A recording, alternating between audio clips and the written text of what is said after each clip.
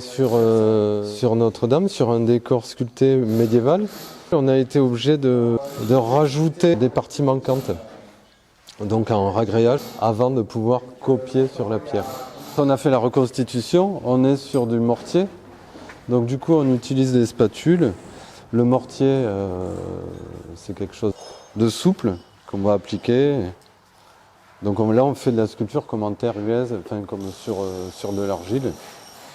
On va utiliser des outils qui sont utilisés à l'époque en fait, donc ce sont des petites griffes pour finir, les modeler, etc. Donc là, pareil, on va réutiliser, se reforger des outils avec la même épaisseur, la même largeur dedans, etc.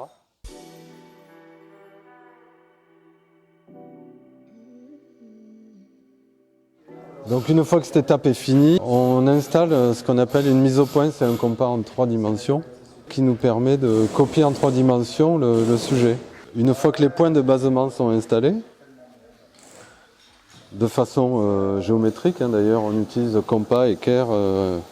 Donc là on a une petite aiguille, c'est le curseur de profondeur qui va nous permettre d'aller chercher ce petit point. Donc on va chercher le point toujours perpendiculaire à la surface.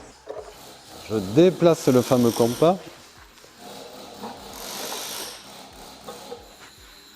Tac.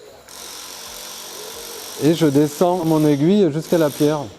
Et je vais tailler la pierre là, à cet endroit, jusqu'à ce que ma butée soit en contact avec mon compas. Donc voilà. Donc pour tailler, j'ai quelques outils, j'ai des outils à main.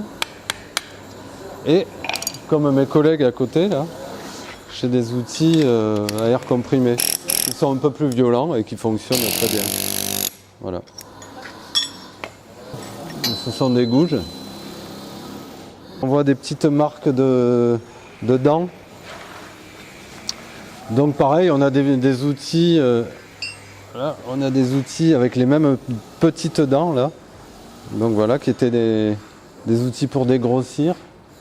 Et c'est l'essentiel du matériel de sculpteur.